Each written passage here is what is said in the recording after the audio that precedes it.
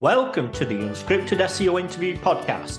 Yes, it's 100% unscripted, 100% unrehearsed, 100% unedited, and 100% real. I'm your host, Mark A. Preston. And what a guest do we have for you today? Well, let's just say she is the one and only head of SEO comms at Wix, Crystal Carter. Hi, Crystal. Hello. Hi, Mark. Thank you so much for having me. I'm really pleased to be here. Obviously, a big fan of you and the show. So thank you so much for having me on. No problem. Well, just for the people who are watching this or listening to this podcast that doesn't know who you are, could you give us a bit of a tour of when and where you started in the industry to where you are now? Great. So I've done marketing throughout my career, and I've done SEO throughout my career. I didn't always call it SEO, but I was doing citations and page optimization and migration tasks and things for many, many years before I sort of decided to specialize in SEO. I worked agency side, I've worked freelance, I've done my own projects, I've worked with public sector, I've worked with private sector, I've worked with lots of different things. And I'm currently the head of SEO communications at Wix. And as part of my role, I do a lot of public speaking. So I've spoken at Brighton SEO, I've spoken at MozCon, I've spoken at SMX, I've spoken at lots of different things. I also run a podcast with Morty Oberstein called Surps Up SEO Podcast.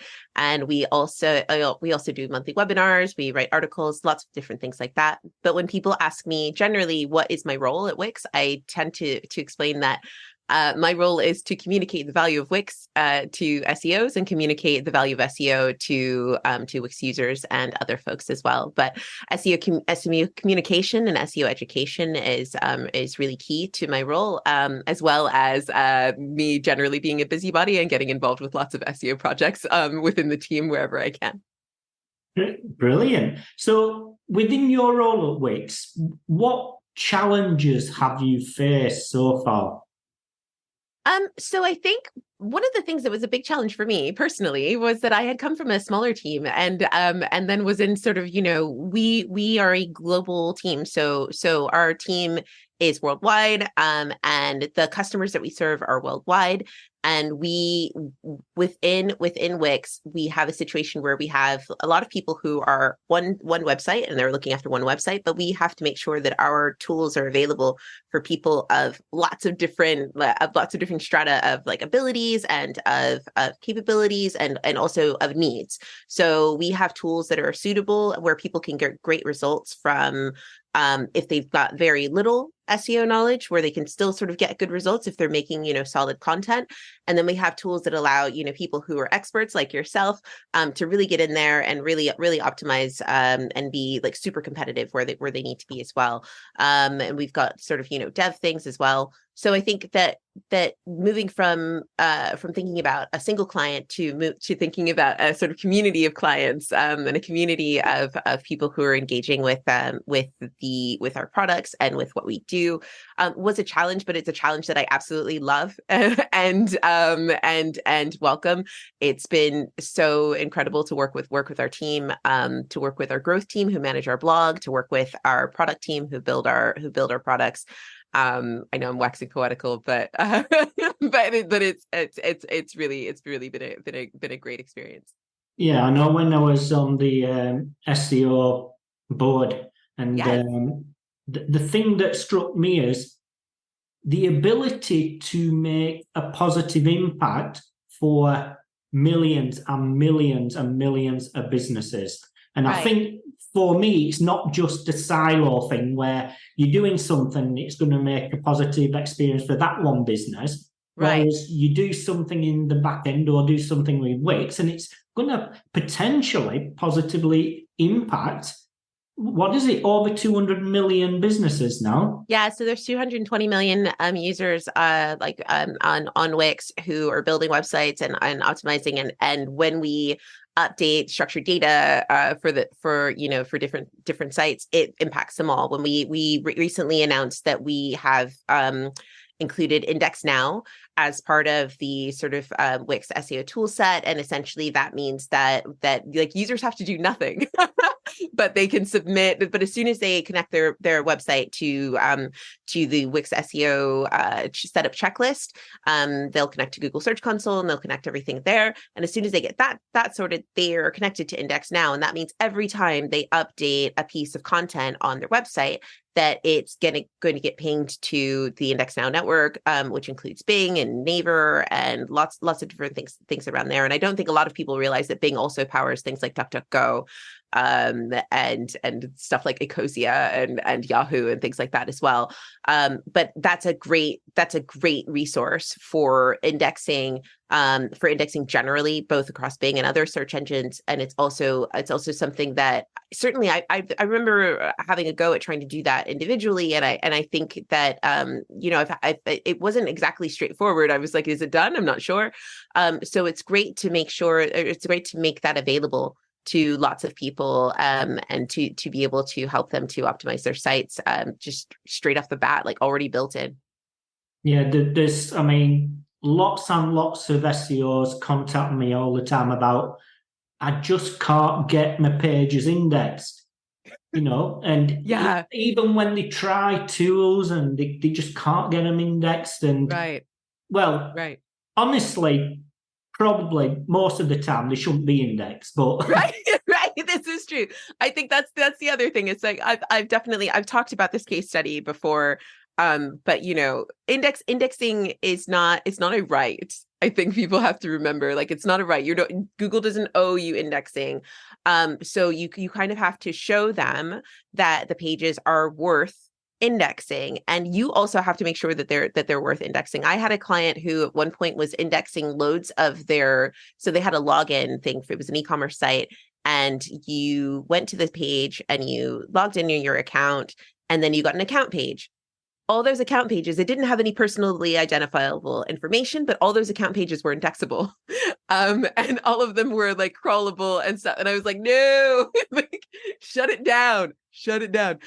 Because basically, they were saying, oh, we're not getting indexed. It's like, well, you're wasting their time over here. You're wasting their time with thousands and thousands and thousands of these indexable pages.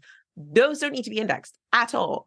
Take them off of the index. They don't need to be searched at all. So take them all off. And so we did that, and we moved around a few other things as well. But absolutely, one of the things when people talk about, indexing trouble, is the first thing I do is clean up the crawl. One of the other things that we see is that sometimes there was one, and the last time I checked this particular CMS, I'm not going to name it. It was not Wix, but it was a different CMS. I won't name names because we keep it classy here. But they were creating essentially a product feed for everything that had a category page, and so if there was one product in it, it was making a whole feed for it. And if you had made a category page for it and then you didn't have products in it, it still had a feed in it, and the feed was crawlable. So one of the things you can do is go through and see which feeds are active, which feeds are not active. And if there's no products in there, if you don't even sell that anymore, get rid of that page. You don't need it. So cleaning up your crawl is super important to indexing, and it shows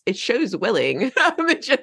So because if Google's crawling your site, and I talk about this, there's a video I have with Martin Split with Google talking about like a crawling issue that we had with redirect chains. It was just like redirecting to a redirect to a redirect to a it's awful. But if Google is coming to your site and they're seeing that, like, oh, this is broken, or this page is useless, or this doesn't work, like, eventually they'll just give up. So if you want your pages to be indexed, you have to show them that, you've spent time making sure that things are indexable, or that the indexable pages are things that they actually should and want to see. So yeah, I think it's definitely a challenge that people have, but it's worth investing some time in understanding what works and what doesn't work in terms of indexability, because you can't rank if you're not indexed, and it's really important to make sure that you cover that. Yeah, I think that some SEOs just see indexing as, well, my content's quality. Yeah, it's what does it matter? Yeah, well, I think it's one of those things. Like they say, if a tree falls in the wood, does it make a sound? And I'm like, who cares? That's my answer. Like, no, who cares? We don't know if there's no one in the woods, then who cares about whether or not it made a sound? You could make the most beautiful content in the entire world, the most helpful content, the most amazing, the most high quality, high authority, etc. If the page isn't indexable, it's not going to be like, people can't find it. If it doesn't have links to it, people can't find it, and things like that. And I think that, with indexing, it's very important to make sure that your sitemap is good. And at Wix, we spend a lot of time on sitemaps, and making sure that they're dynamic. I'm sure that you, as an SEO and the history of SEO, one of the first things whenever anyone comes to me is like, oh, can you help me with your SEO? The first thing I do is look for their sitemap and see if it exists. Because very often it doesn't, particularly if they're self-built. If it exists, if it's been updated, because you often see like self-build sites where they haven't updated it in years. And if it's dynamic, that's the other thing that we always check, because a lot of things, particularly with some of the feeds, which help with indexing. Like, for instance, if you have what, in my experience, if you have products and you're struggling to get your products indexed, one of the things you can do is you can upload it to Google. You can upload the feed to Google Merchant Center, and I've seen that make an instantaneous difference. On Wix, we have an integration, and you can just connect the code, and it's really easy. And I've seen it make a difference like pretty much within the week. So we submit it on the Monday, and we're indexed by the Wednesday. I've seen that happen. So that can make a real big difference. So if you don't have a dynamic sitemap, for instance, it's very difficult for you to be able to benefit from some of those feeds. Things like the ones for content. I think it's a content API. I want to say. We can reference it later. But the one for Google for Jobs, for instance, that needs dynamic feed.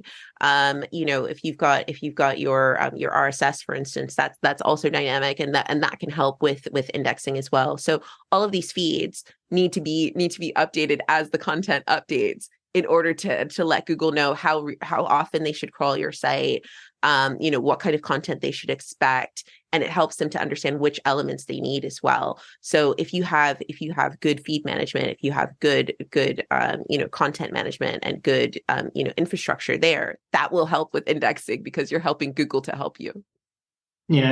With you working at Wix, do you get access to like the global stats data of what's happening? And I mean, do you get to dive into the realities of what's going on?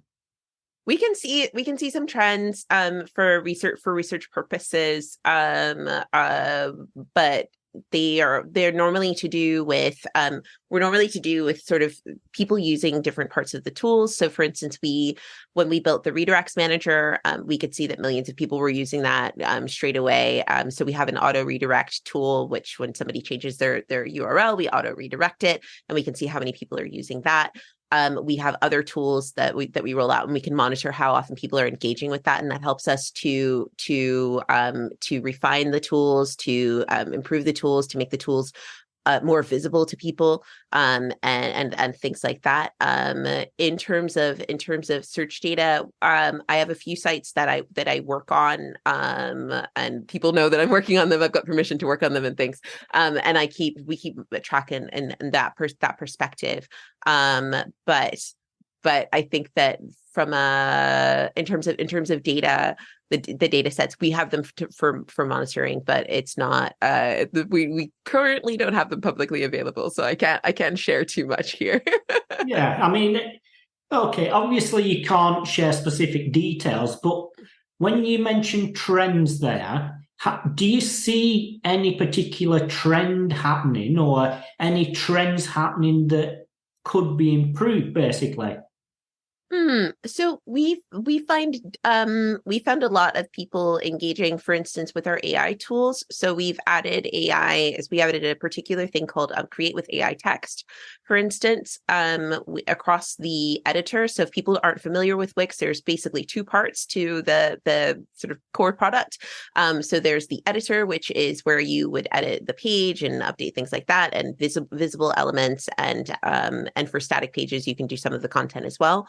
And then there's the dashboard, and the dashboard is where you would do more of the admin things. And we have a lot of business solutions there. We recently added the create with AI text across our editor significantly, and we're seeing a lot of people interacting with that. We've also added AI tools into the images, the image creator. We also have create with AI text for a few of the pieces of copy in the manager as well. We are generally seeing people being very, very engaged with those particular tools, which suggests to us, what I think we're seeing in the wider marketing sphere, which is that everyone's really interested in AI and how they can use AI to, streamline their marketing workflows and make things better that way. So I think that's probably one of the most significant ones we're seeing lately, and we're hoping to as a company, we're hoping to build on that as part of our tools and across our tool sets.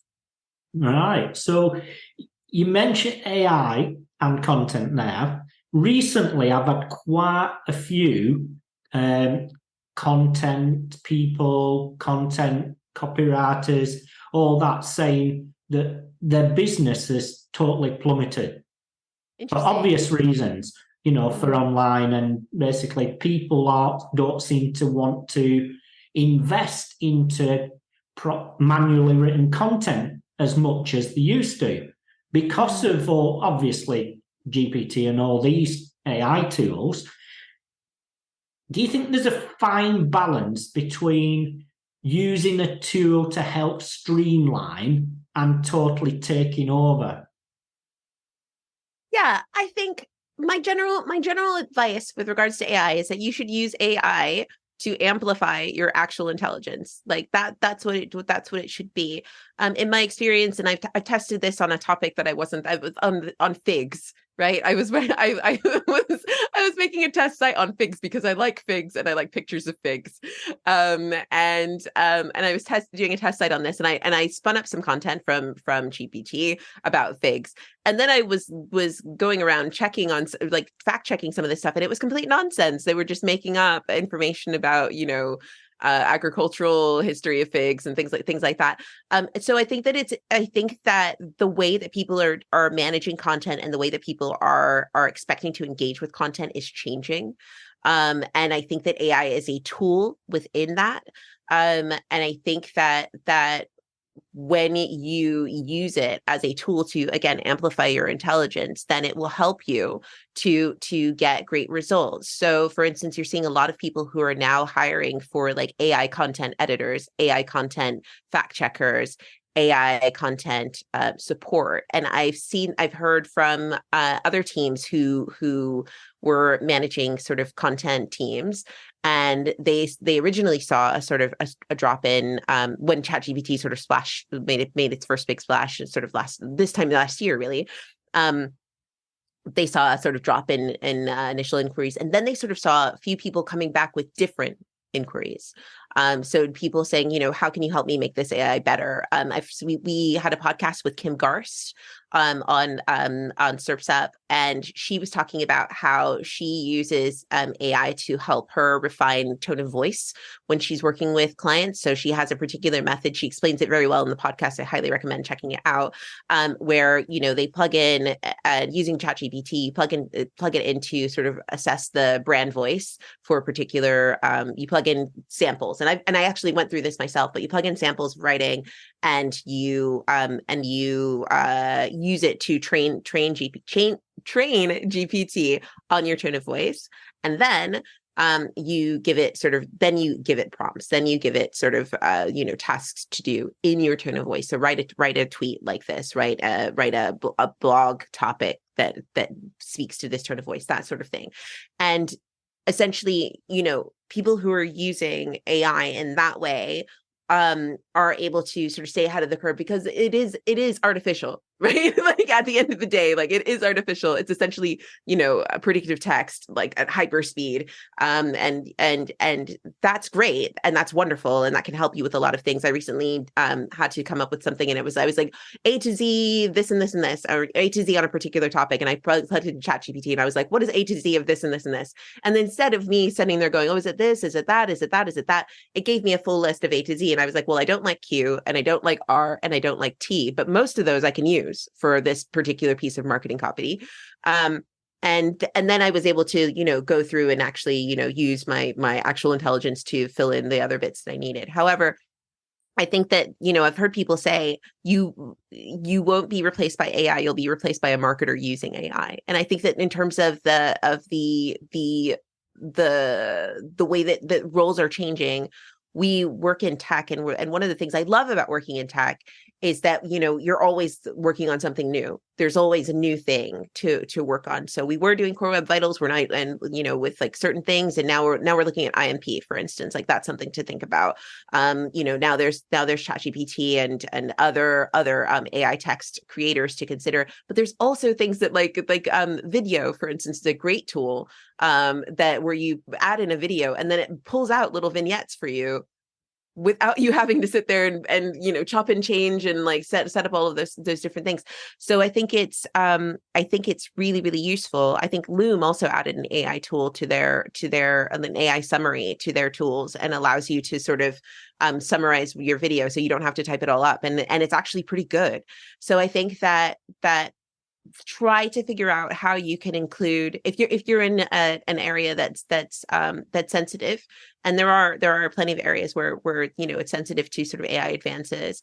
I think try to figure out how you can include it in your workflow rather than fighting against it, because I think that there is still absolutely a place for good copywriters.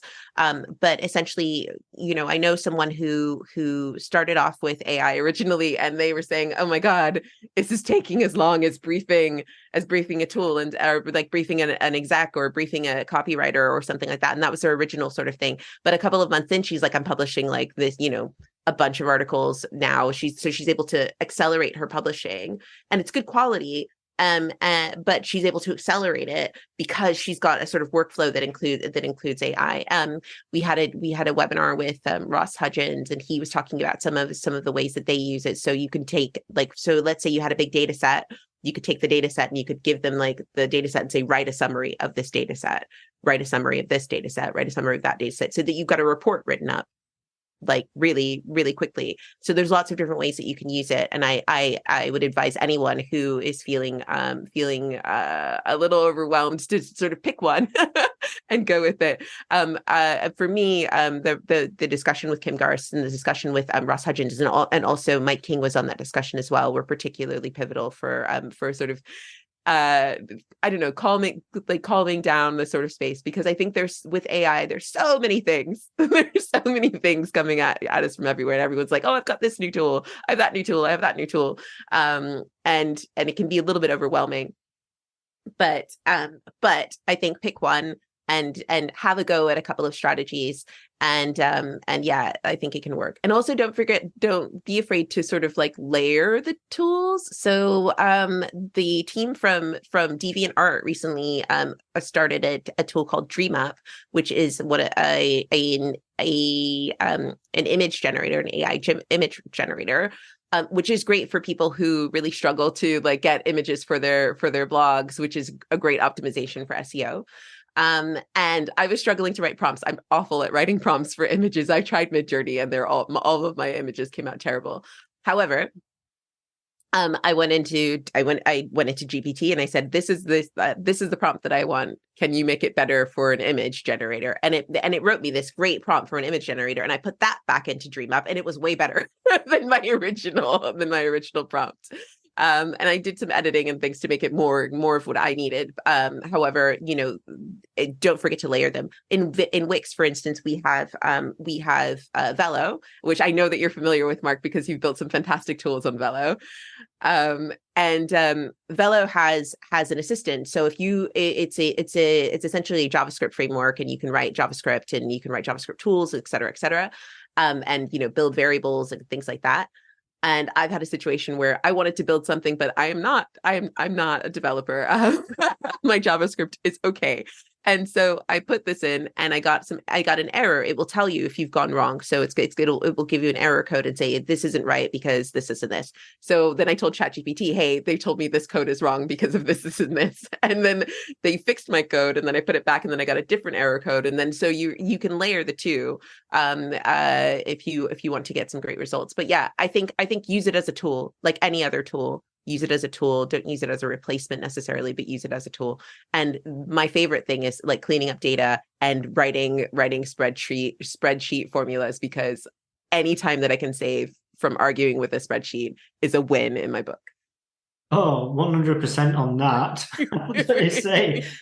I think that there is a fine balance here. It's a fine balance. It's not to try and replace what you're doing, but how can you just use it to help you, in the everyday space. You mentioned your podcast there with Moda. Now, I listened to the one with Ram Fishkin and all about the, understanding the audience themselves.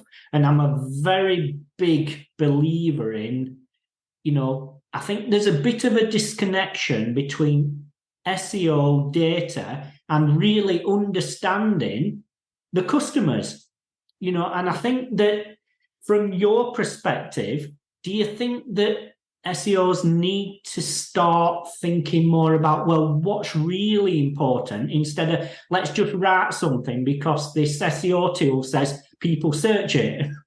Yeah. So I've got an article on the Wix SEO Hub, how to do user first topic and keyword research for SEO, precisely because of this.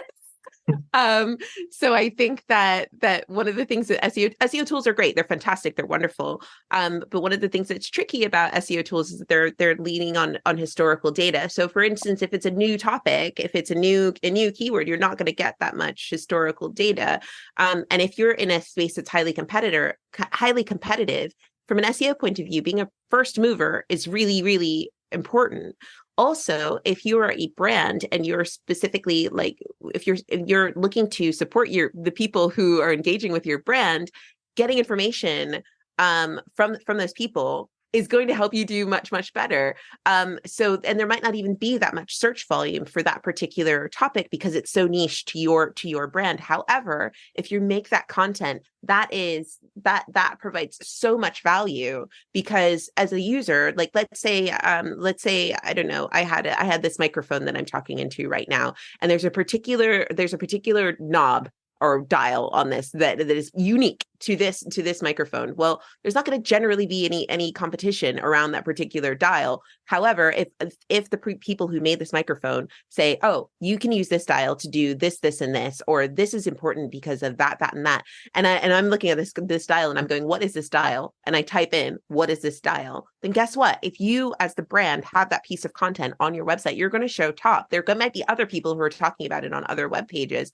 but you will show at the top because you are the authority on your microphone that you created, on your product that you created. So in the user first document article that I have on the Wix SEO Hub, I talk about talking to your sales team. They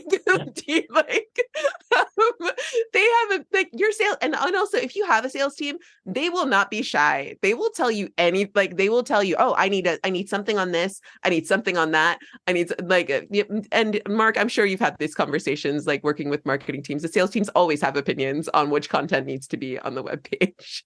Yeah, it's realistically just understanding, well, what are the commonalities on your sales calls? What things are you saying over and over and over again that people need to know? For me, it's a case of, what do people need to know to make an informed decision? Right. Precisely.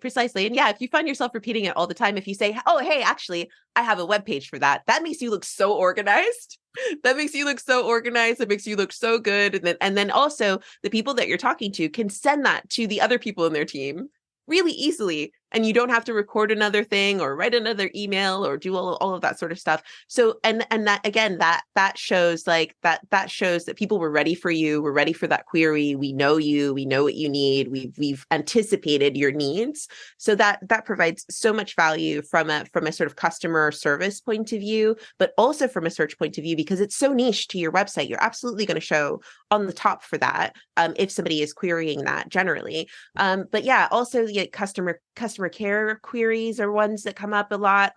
Training gaps are like I find as well are a really good opportunity. So if you find that you're training juniors on how to use a particular topic or like use a particular skill or tool, and they keep asking you the same question and your training doesn't explain it, and you can't find something that you can send them, then you should probably write something up so that you can reference it for your juniors, and so that they can reference it themselves, and so that anybody else who might need that information can find it as well.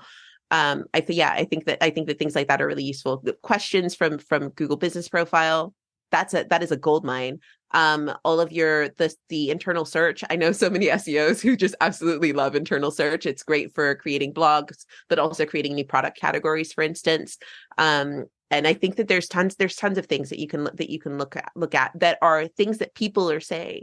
And I think the great thing about it is that this is what Google is asking for. So Google's talking about helpful content, user first content, content that satisfies a need, and they keep elevating things like Reddit, and things like sort of forum-based Quora and things like that, because they're like questions that people are asking, and then they're being answered in a specific way. So I think that when you can create content that is based on a need, and the need, like the need from your team or from the questions they're asking you, from the site searches, from Amazon product reviews, if you know that there is a need, then you don't necessarily need search volume to back you up on that. You have a need, and you can even think about like the time that your team is saving from having to write up that email every time, or having to restate the point every single time. You can even think about it from that point of view as well.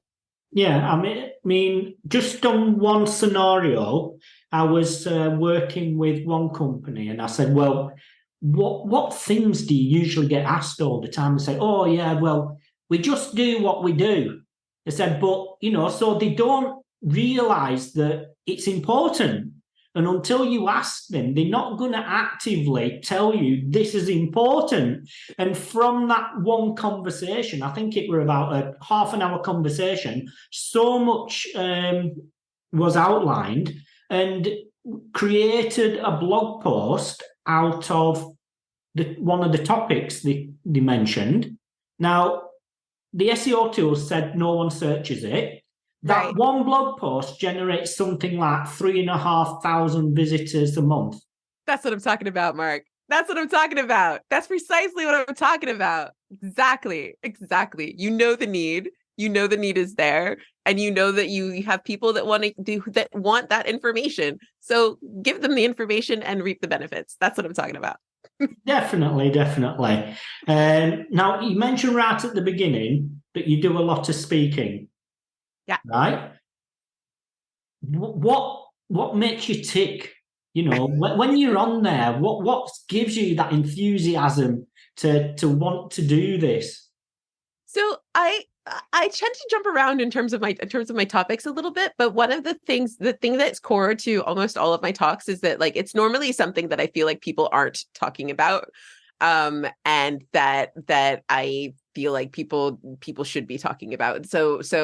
And I hope to sort of kickstart a conversation. So at MozCon this year, for instance, I talked about like on-page video SEO, because there's lots of stuff about like YouTube SEO. There's lots of stuff about on-page SEO, but how do you optimize the videos that are on your page for like the videos you embed onto your page for SEO, and there wasn't a lot of content around that. And Google in the last year has spent a lot of time investing in adding more videos to the SERP, changing how videos are showing on the SERP, and there's been a lot of stuff around that. And I've seen a lot of good impact on that. And in Google Search Console, they added like a whole nother panel for video pages, and they've added lots more documentation about how to get those video pages and how to optimize those videos pages. And I felt like people weren't talking about that, so I talked about that. The year before, I talked about visual search and Google Lens, because I felt lots of people were saying, oh yeah, you just update your alt tags. And I was like, no, that's not just that. It's part of it. Sure, of course, they're paying attention to that. But if you want to rank on Google Lens, then you have to take into other considerations as well. I did a talk about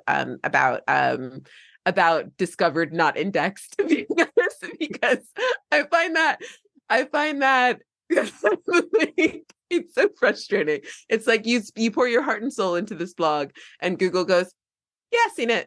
You're like, "So what do you think?" And they're like, "Good." And I'm like, "What do you mean? You saw it, but not indexed?" They're like, "Nah." And I think, I don't like that. So so I fell into that. Was one of the things that got me like sort of really that was one of the things that sort of got me really, really into my sort of indexing things as well. I think I sort of go in spurts of like different topics that I really, really narrow into, and then I go, yeah, okay, good, I know that, and then once you know the core of it, you can sort of top up as things change and as things move along. But sort of that was when I was sort of zeroing in on a lot of those sort of indexing conversations, and had been for a few months. I did a talk on schema markup for my first Brighton SEO, because there wasn't that many people talking about schema markup, and schema is brilliant. It's like one of my favorite go-to moves. I absolutely love schema so much. And I think that lots of people talk about it now. But I think at the time there weren't so many people talking about it then. So yeah, I think I tend to be sort of spurred on by conversations that I think we should be having, and I hope that other people take them up as well, and run with them as well. Yeah. So yeah, on that basis, there's so many things in the industry that doesn't get talked about. Right. that make a massive impact. Yeah. There's lots of things of the same thing that gets talked about. Yeah. But these sort of things that, and often it's something that you find by mistake. Right. It's honest. Right. Right, precisely. It's sort of like buried in the documentation, or something to that effect, or I don't know. I think I recently did an article on schema, structured data validation. And the reason why I wrote this was because I get so many people who are like, oh, I got a warning on my schema markup. Oh, what do I do? Like, oh, this is the end of the world. And I'm like, maybe not. Like, it might be fine. It might be totally fine. Is it valid? Like, is it overall valid? It's like, yes. It's like, then you have a warning. It's like, yes. It's like, well, maybe it's an issue, but maybe it's not. Like, you don't necessarily need to freak out if you get one of those little yellow warnings. Like, check it, have a look and everything, but you don't necessarily need to freak out. And I think a lot of people get sort of very confused and very sort of, oh no, what do I do? This is very techie sort of thing. And it's not that complicated. It takes some time, spend some time and get used to it. But yeah, I wrote that partially because like, I felt like I didn't have a place to point people when they asked me those questions, and I couldn't find one that was there as well. And I think that there's a lot of going over the same ground, but there's so much ground to cover in SEO. I think it's important that we try to shine a light where we can. Yeah, one of the commonalities I get asked regarding schema from SEOs is, well, how do I know what schema type to add to which page? What do I use? Do I just put this schema on every page, or what do I do? And it's like, well, surely if it's a product page, you should be using product schema. No, something related to that. For me, I don't know. It's just, maybe I'm weird, but I just think, well, isn't it obvious? I think some people, I think there's some folks who get nervous about documentation. I personally love schema.org. That's like one of my favorite websites. I spend so much time on schema.org. And I think their documentation is really, really clear. And also I think that the other thing is, like, the other thing I spend a lot of time is looking at other people's schema and just going, oh, that's very interesting how they configured that. And oh, I like that. So I think if you're one of these people that spends your spare time just like checking out, like, Jason LD, then yeah, I think it's easier. But I think with one of the other things I love about SEO is that it's such a wide gambit of skills that are super useful in SEO. So if you're really good at organizing, it can be incredibly useful to have somebody who can help make sure that you're streamlining your workflows in SEO, because that can make a big difference, particularly at an agency and when you're running a team. And also I think, like, content folks, there are some people who you're like, oh, can you write me like a 3,000 word blog post tomorrow? And they're like, yeah, got you, done. You say, write me a 3,000 word blog post tomorrow, I'd be like, I don't know. And then I have to, and what will I do? If you say, audit this website tomorrow, I'd be like, I can do that tonight. No worries. I can do that in like 3 hours. I can give you some actionable tips or whatever for that audit. I can give you something valuable within a few hours. And it's not a big stressor for me. So I think, whereas I know other people who really find technical SEO really, really stressful. So I think that it's I think it's a rich community. So we can help the folks who struggle with schema. They can help us with our content. Yeah, definitely. I mean, I've published 2 books myself, and both times it started with me sitting there wanting to write an article for my website. But me being me, I kind of got carried away. And next thing I think, oh, this is a bit too long now for an article. Let's just expand on it and turn it into a book. There you go. And the world's a better place because of it. So there we go. Yeah, wonderful. Now, what actually makes you tick when it comes to SEO? I like being right.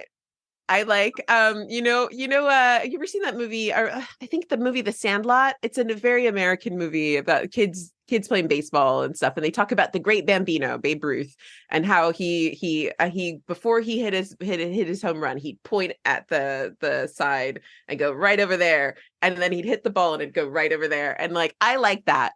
I like that feeling when I'm like, this is going to knock, we're going to write this article and we're going to optimize this article so that it knocks this competitor off of the pedestal. And we write the article, we optimize the article, we publish the article, and boom, featured snippet. Like, what? That's that. I love that. I love that. I love like getting the results. I love the, like, when you like say, oh, we're going to optimize this whole section, and we're going to get all of these different rich results, and it's going to be like boom, boom, boom, boom, boom, and then you publish it and you like hit go, and then it all goes. When you say we're going to sort out the indexing, and you run it on Monday, and then on Wednesday, like the pages are all, and you see all those greens coming up on Google Search Console. I love that. Like, I love the green arrows. I love seeing all of the, I love doing the research, making a hypothesis, and then making it happen. I really like that as a process. I love the sort of scientificness of SEO.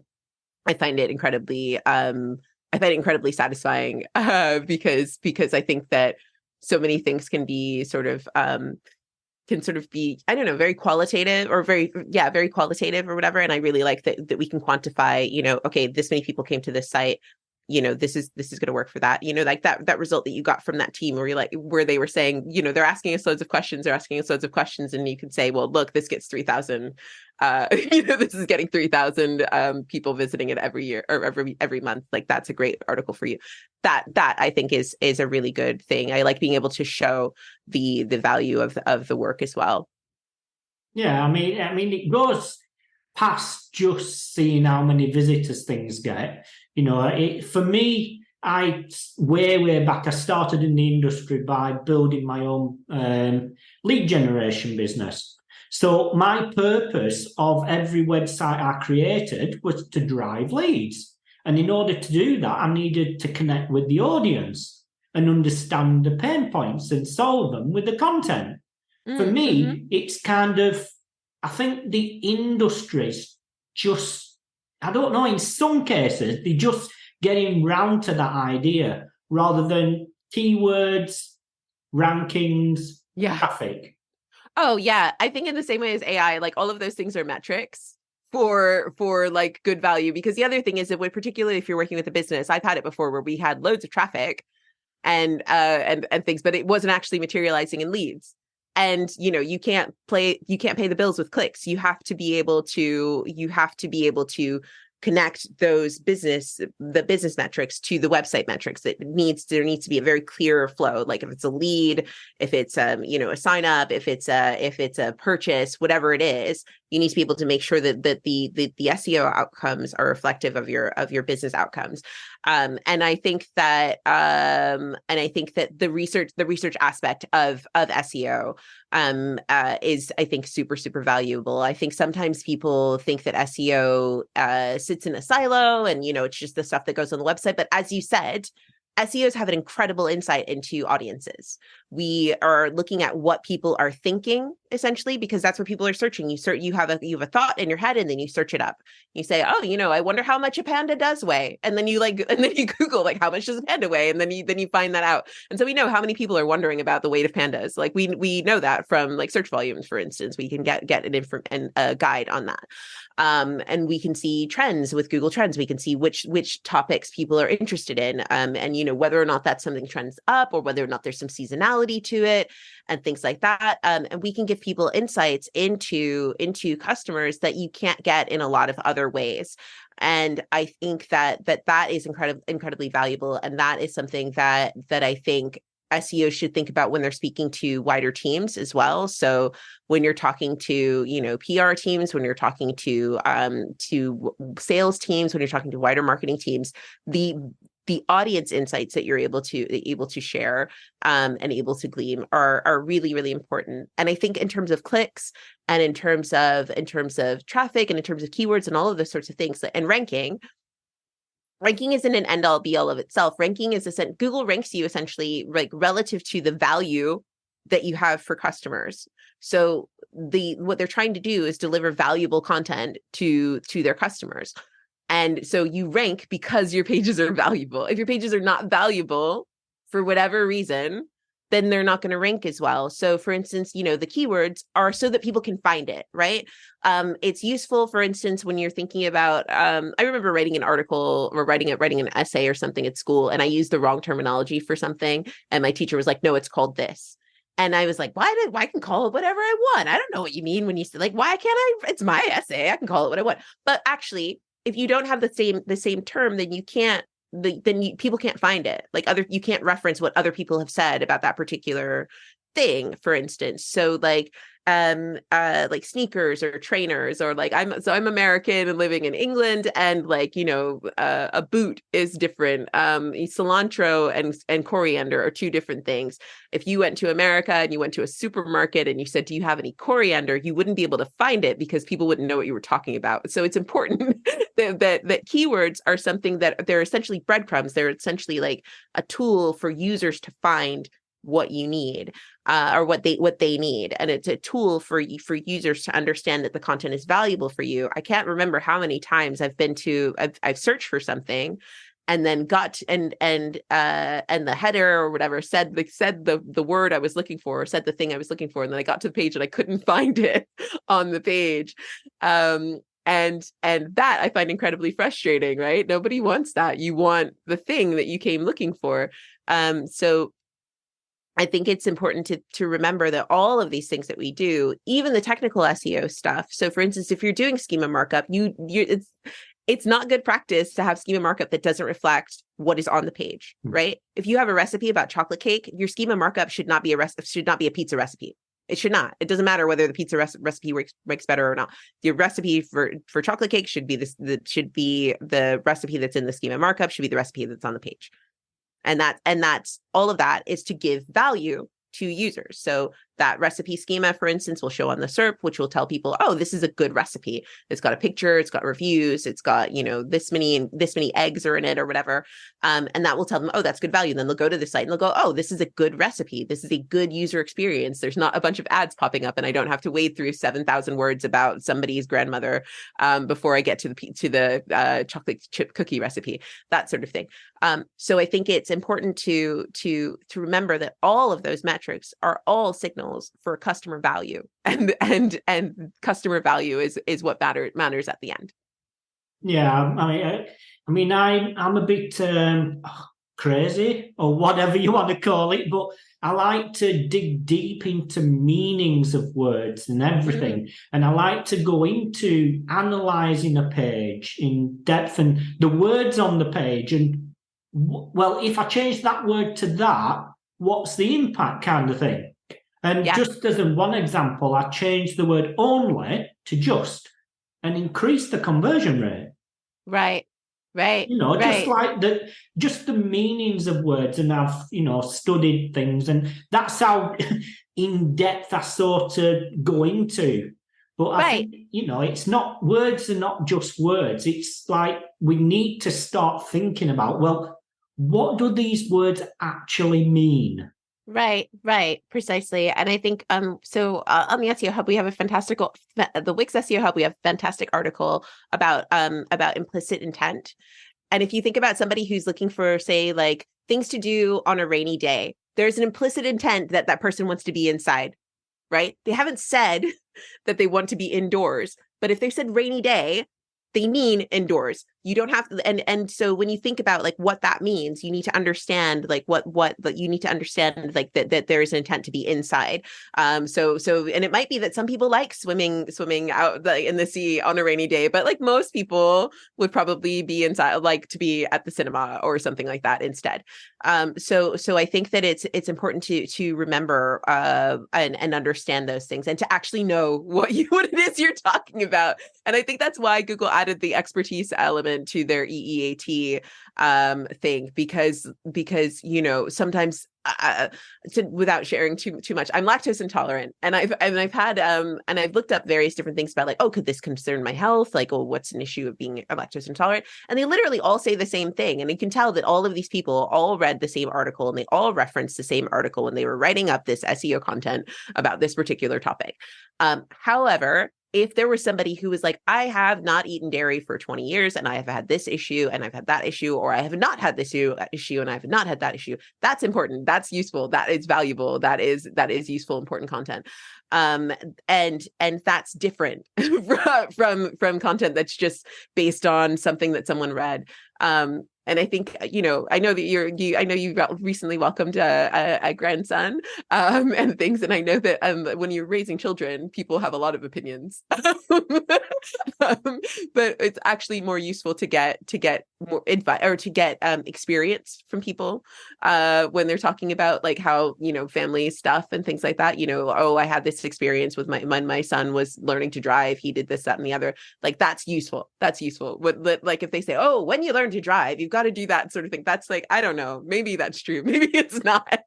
But your experience is true. You can't, like, your experience is what your experience was. And me listening to your experience, I can take whatever kernels of knowledge and whatever things are useful to me from that.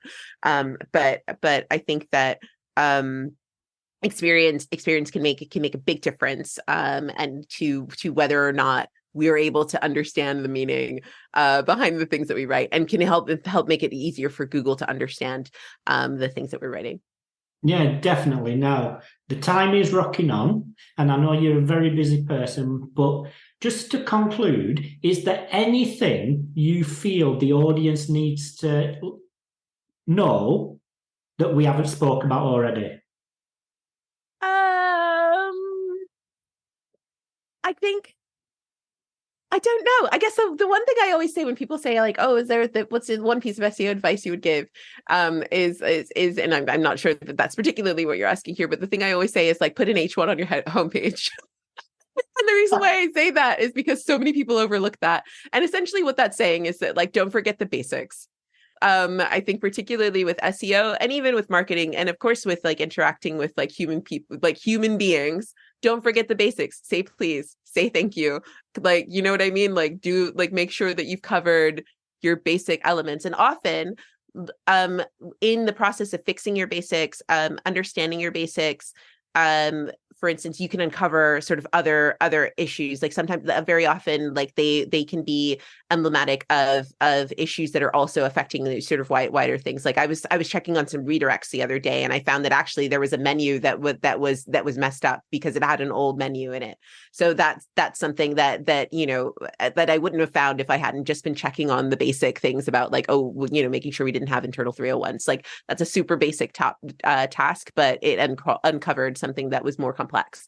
So absolutely cover the basics. Don't forget the basics, and don't let anyone tell you that covering the basics isn't something that's useful. Wonderful.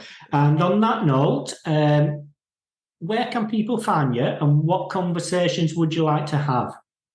So I'm on Twitter. I'm gonna keep calling it Twitter. At Crystal on the web. I'm also on LinkedIn, and you can find me there. I like talking about schema markup. In particular, technical SEO things. I'm also in the Women in Tech SEO Slack group. And I'm very active there. So hit me up there if you have any questions about things like that as well. And I'm also on our podcast, which comes out weekly, and our webinars, which come out monthly, and you can ask questions in the webinars as well. So do feel free to drop by there. And on that note, many, many thanks for joining us today. Thank you so much for having me. You've been listening to the Unscripted SEO Interview Podcast with me, Mark A. Preston. Join us next time as I interview more top SEO professionals.